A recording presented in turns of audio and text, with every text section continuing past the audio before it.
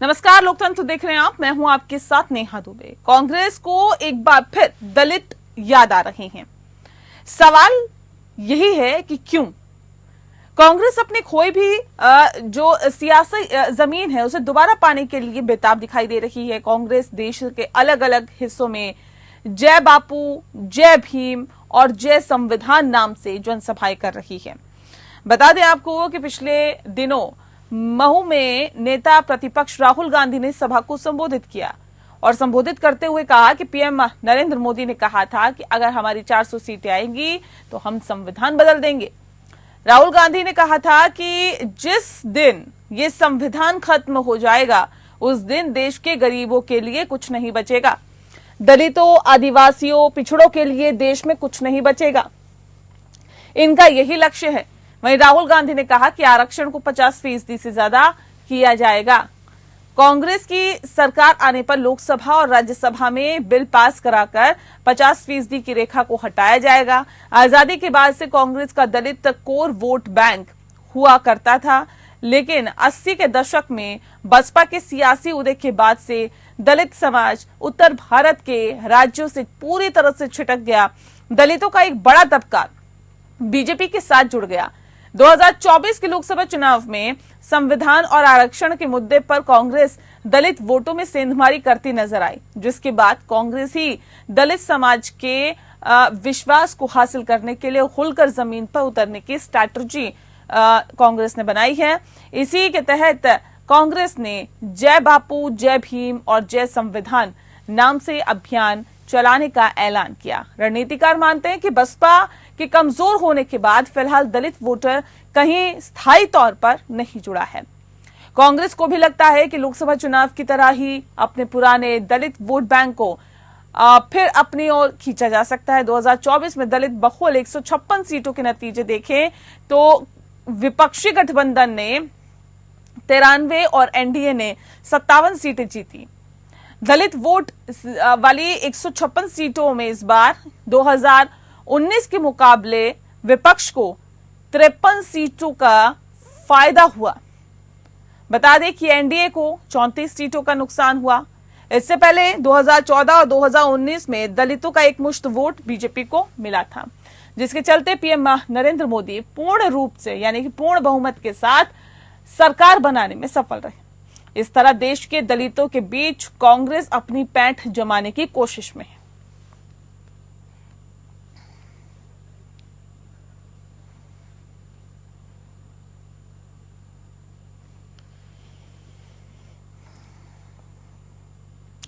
और इस विषय पे तफसील से चर्चा करेंगे। खास मेहमान हमारे साथ मौजूद है, उनसे आपका परिचय करा देते हैं। इस वक्त हमारे साथ राकेश पोद्दार जी हैं, प्रवक्ता हैं बीजेपी के। स्वागत है आपका राकेश जी।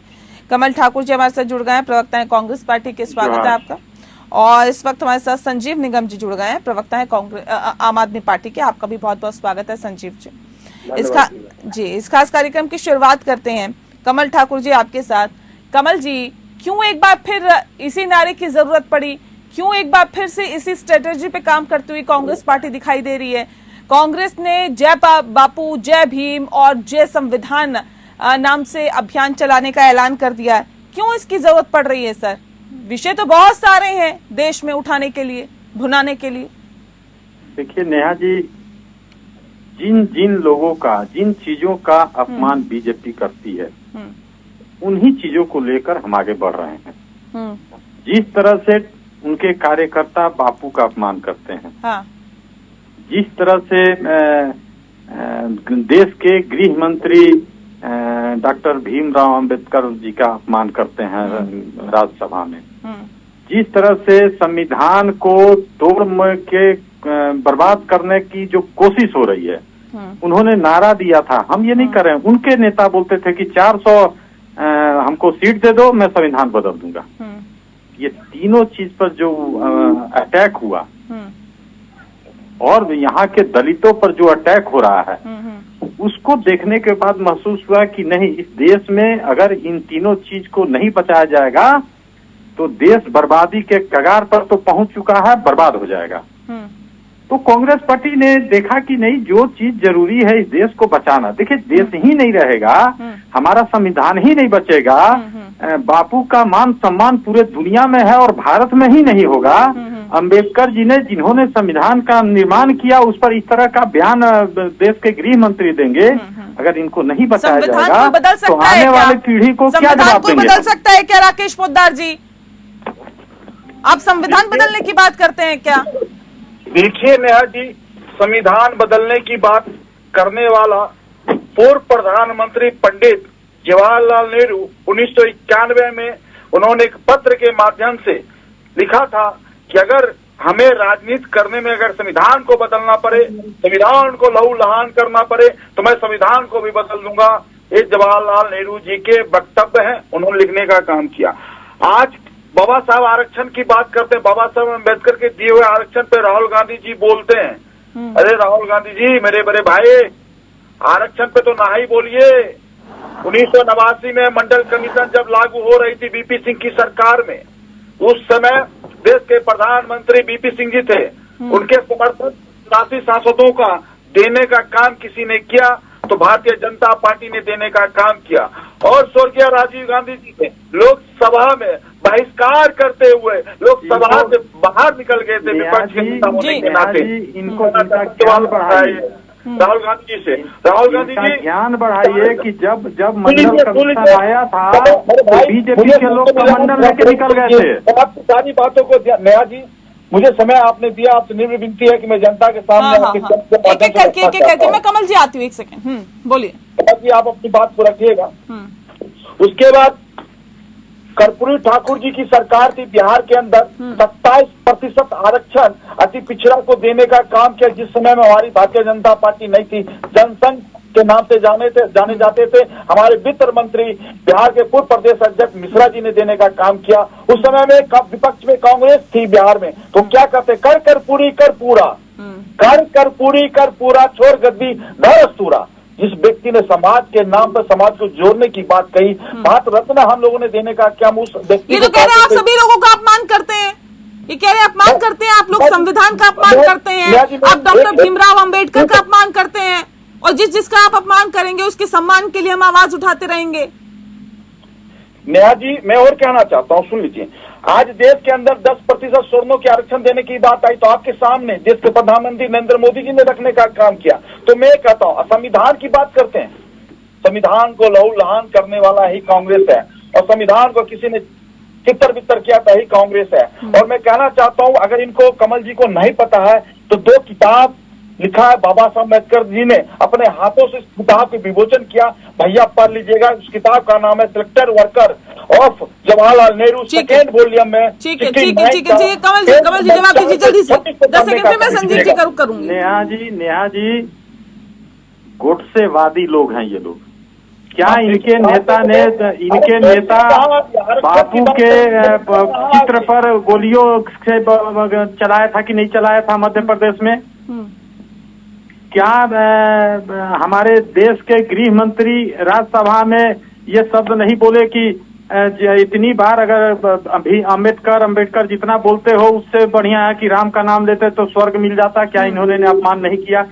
किसने मना किया है राम का नाम लेने से? राम का भी नाम लेंगे। लेकिन जो हमारे देश का संविधान है, जिसने हमारे देश को सबको सम्मान अधिकार दिया, क्या उस आदमी का अपमान इस देश बर्दाश्त करेगा क्या? नहीं, आप ये कह रहे संविधान खत्म करने की बात कर रहे थे। ये बताइए, राहुल गांधी ने कहा कि 50% आरक्षण से ज्यादा किया जाएगा, ये कैसे कर देंगे आप? संविधान में क्या है? सुन लीजिए, किया जाएगा क्या? राहुल गांधी ने तो कहा है कि दलितों को 4 धाम की यात्रा कराएंगे। वो 4 धाम कौन है आप जानती हैं? तो हम लोग दलितों के साथ हैं, हम लोग दलितों के। फिर बीच में बोलिएगा हम बोल रहे हैं, हम बोलेंगे तो फिर आप बोल नहीं पाइएगा। आप शांत होकर सुन लीजिए। दलितों का अपमान जब लोग करेंगे, आप देखिए, जो आदमी राम मंदिर का शिलान्यास होता है, एक दलित राष्ट्रपति को वहां जाने नहीं दिया जाता है, ये अपमान है। देश की जनता ये सब देख रही है, और बीजेपी का तो कथनी करनी में बहुत अंतर होता है। उनके दांत 2 हैं, खाने के अलग और दिखाने के अलग। ठीक है, जो दलित है समाज है वो इस बात को समझ गई है। दिखावा हो रहा है संविधान के ऊपर, जो बातें हो रही है कांग्रेस बीजेपी की तरफ से, या वाकई कुछ भला चाहते हैं ये लोग? क्या आपका प्रश्न क्या है, बताइए, मैं प्रश्न बताइए। संजीव जी, आवाज आ रही है आपको? बिल्कुल आ रही, बताइए। संजीव जी, संविधान के ऊपर राहुल गांधी ने तमाम तरह की बातें की, भारतीय जनता पार्टी पर तमाम आरोप लगाए कि संविधान को खत्म कर देते अगर ये 400 सीटें आ जाती। अब ऐसे में क्या वाकई लगता है जो संविधान के ऊपर आरोप प्रत्यारोप का दौर चल रहा है, कुछ भला चाहते हैं दलितों का ये लोग, या सिर्फ और सिर्फ राजनीति ही की जा रही? नहीं, इसमें तो खैर कोई दो राय नहीं है। ये तो आपने देखा ही है कि अयोध्या में जब हुए ना, वहाँ के जो वर्तमान सांसद, जब उस समय के तत्कालीन सांसद थे, तो उनको हार भी का मुंह देखना पड़ा, क्योंकि उन्होंने स्वयं कहा था कि हमको जो है आप 400 से ऊपर सीटें जिता करके भेजिए और हम इसे बदलाव लाएंगे। यानी कि 2/3 बहुमत अगर मिल जाता है इनको, तो निश्चित तौर से इन्होंने जो है इस बात के संकेत दिए थे कि इसमें फेरबदल करेंगे। और बार बार प्रधानमंत्री महोदय कहते हैं कि साहब ये क्या ये संभव है कि कुछ भी हो जाए हम इसमें नहीं बदलेंगे, नहीं ऐसा होगा। तो ठीक है, वो खाने के दांत अलग खाने के दांत अलग वाली बात है। उनको उतना मिला ही नहीं, उनको वहां तक वो पहुंचे ही नहीं। वो तो 272 जो कि मिनिमम रिक्वायरमेंट जिसकी होती है वो उतना भी नहीं पार कर पाए। वो तो पता नहीं कैसे कैसे जो बैसाखियों के सारे सरकार चला रहे हैं। तो अब अगर वो आता तो निश्चित तौर से करते, लेकिन खैर वो तो सब देख रहे हैं, जो ईश्वर है, जो मतलब लोग हैं, जो सही ईमानदारी से काम हो रहा है। तो अब संविधान कैसे बदलेंगे, अब ये हम लोगों का सबका काम है, जो जितने इंडिया गठबंधन के साथी हैं।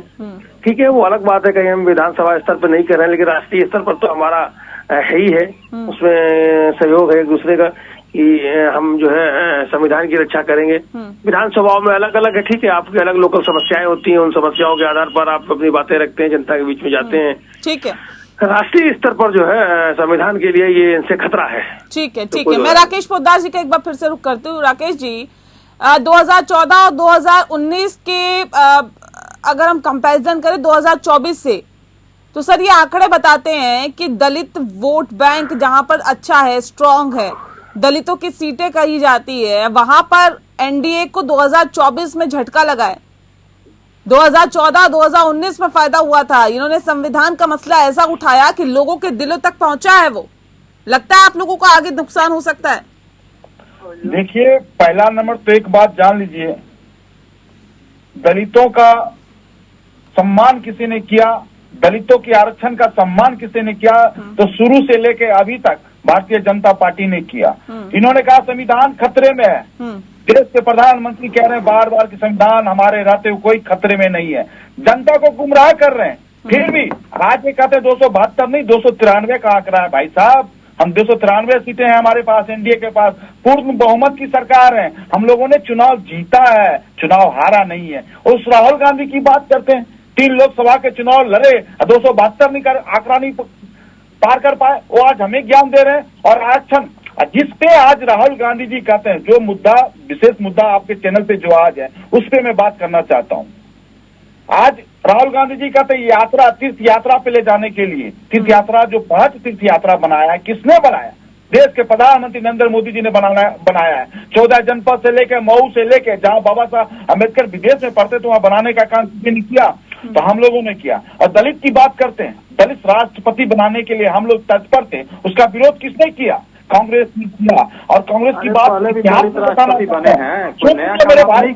सुनिए, अरे आप बोलते हैं, मैं सुनता हूँ, नाम भी जान लीजिए, पहले भी दलित हम लोग बनाए हैं। बात करिएगा, सुन लीजिए, राहुल गांधी जी को पहले ज्ञान दे दीजिए कि दलितों पे आपके ज्ञान पीएम को दीजिए कि झूठ नहीं बोले, अम्बेडकर के लिए पीएम को बताइए कि वो झूठ बोलना छोड़े, आप ज्ञान दीजिए पहले उनको। अरे भैया सुन लीजिए, आप बड़ा बोलने नहीं देते हैं, आप लोगों में विडम्बना है कि आप बोलने नहीं देते। सुन लीजिए, अरे ये तो काम आप लोग का है, संसद में माइक बंद कर देना। आपका देश के प्रधानमंत्री जो की गारंटी होती है, पत्थर का लकीर होता है, जो बोलते हैं वो करके दिखाते हैं। है किसी का माइक हम चैलेंज किसी ने लिया? कह रहे 50% से ज्यादा आरक्षण दे देंगे हम। एक सेकंड, राकेश पोद्दार जी, राकेश जी, और मीडिया के सामने रखने का बात करता है। राहुल गांधी से मैं अनुरोध करता हूँ, देश की जनता को गुमराह मत करिए। संविधान को तितर बितर किसी ने क्या लहू लहान किया, उसका नाम है राजीव गांधी, जवाहरलाल नेहरू, इंदिरा गांधी। साहब बानों के केस भूल गए थे, सुप्रीम कोर्ट का केस आदेश को पलट दिया किसी ने। सुप्रीम कोर्ट का आदेश को पलट दिया राहुल गांधी ने। अरे बिल्कुल बानों का भी केस याद कीजिए पोदार जी, ज्ञान मत दीजिए, राहुल बानों को भी याद कीजिए ना, सहबानों याद रहती है, बानों भूल जाते हैं। अरे क्या बोलिएगा, अपने प्रधानमंत्री का आदेश पा रहा था। बचपना करते हैं राहुल गांधी जी, उनको राजनीति नहीं करने आता है। अगर राजनीति करने आता तो आज विपक्ष के नेता नाते ठीक है। विदेश अच्छा ये बताइए, अपनी बुराइयां सुन के आते हैं। ठीक है ये बताइए, ये कह रहे राकेश जी, ये कह रहे 50% से ज्यादा आरक्षण हम कर देंगे हमारी सरकार आएगी तो। आपने आज बड़ी हंसी आती है राहुल गांधी पे। आप पूछिए कि 50% आरक्षण कैसे दलितों को आप दे दोगे? ना धर्म के हिसाब से है, ना किसी हिसाब से, किस हिसाब से देने का करेगा। फिर ये संविधान को छेड़छाड़ करेंगे, संविधान को लूटेंगे।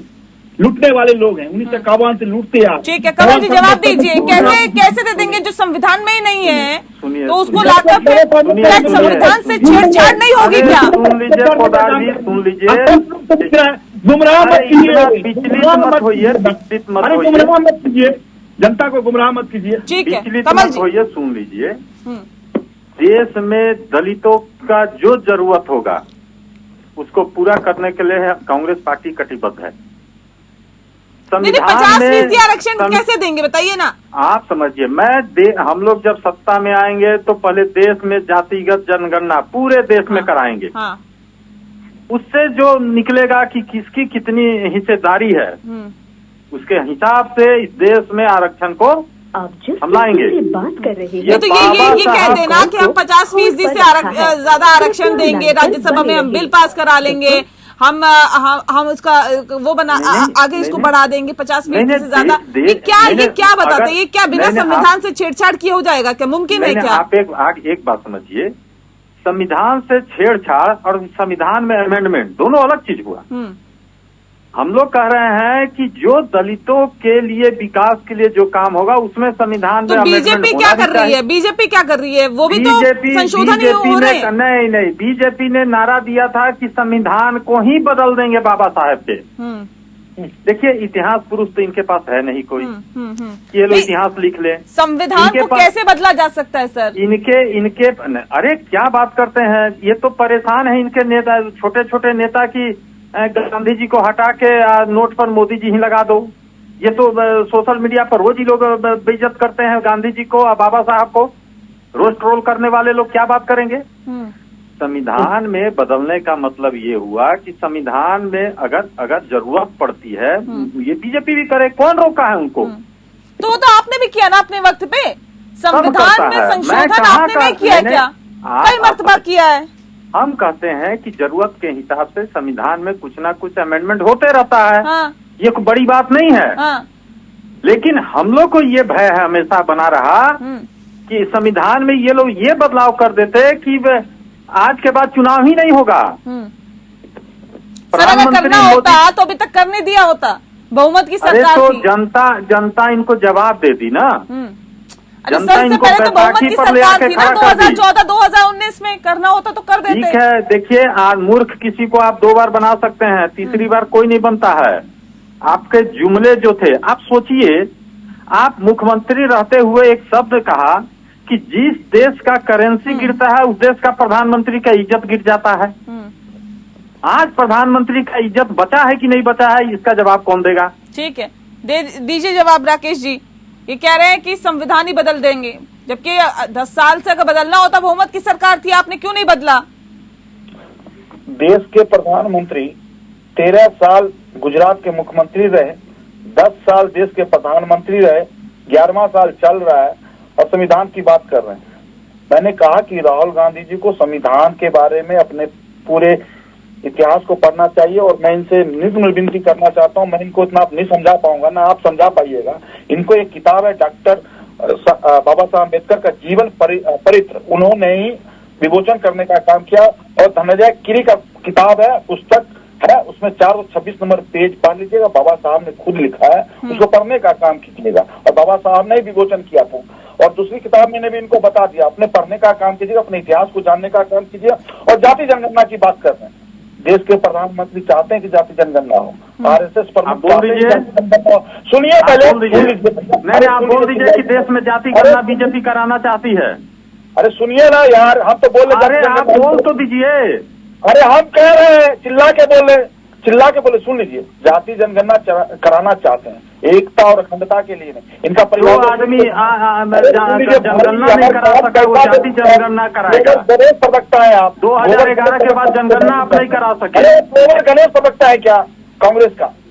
सुन लीजिए पहले। अरे सर, 2011 में जो जनगणना हुई थी उसके डॉक्यूमेंट कहाँ है, ये तो बताइए। वो भी तो सामने नहीं आया कमल जी। अरे मैडम, सब आप 2014 में सरकार बदल गई, आपने क्यों नहीं कराया? 10 नहीं, मैं 2011 की बात कर रही हूँ। चलिए, उसके जो आंकड़े थे वो कहाँ है? सुन लीजिए, नेहा जी, मेरी गलती की सजा जो है ना जनता हमको दी है, मैं स्वीकार करता हूँ। तो आप भी गलती कीजिएगा। आपको तो पूर्ण बहुमत दिया गया था इसी काम के लिए कि आपने कहा था कि बेरोजगारी मिटा देंगे, 15 लाख रुपया दे देंगे, रुपया डॉलर बराबर कर देंगे, 30 रुपया में पेट्रोल दे देंगे, 300 रुपया में गैस सिलेंडर दे देंगे। कहाँ गया सब? आपने वादा करके आया था और हमसे वादा मांगते हैं कि आपने ये कर दिया।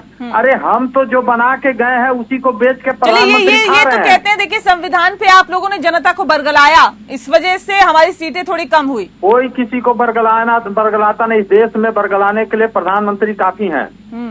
ये तो कह रहे हैं कि जनता से आप लोगों ने झूठ बोला, कांग्रेस पार्टी ने झूठ बोला। अरे प्रधानमंत्री 10 साल से झूठ बोल रहे हैं, हम तो झूठ बोलते ही नहीं है। हम लोग तो सच के साथ रहते हैं, हम लोग गांधीवादी हैं।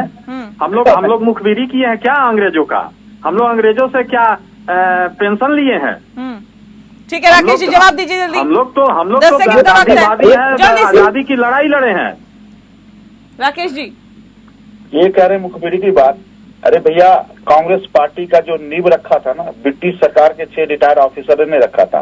स्थापना जब आपकी हुई, अपना इतिहास पढ़ लीजिएगा और स्थापना सदस्य के बारे में पढ़ लीजिएगा। इतिहास में रहिए, गलती करे प्रधानमंत्री जवाहरलाल नेहरू। सुनिए, आपके पास मुद्दा ही नहीं है, मुद्दा विहीन आदमी पार्टी। बोलते कभी कुछ है, कभी बोलते कुछ। एक जगह टिक के रहिए, एक प्रश्न पे टिक के रहिए, चाहे बाबा साहब की बात करना हो, संविधान की बात करना हो, चाहे पार्टी की स्थापना की बात। हमको समझाइएगा मैं कहाँ टिकूं? एक जगह टिक कर रही है मेरे भाई, एक जगह टिक कर रही है। आप बताइएगा मैं कहाँ टिकूं? आप बताइए कि महंगाई खत्म हो गई देश से।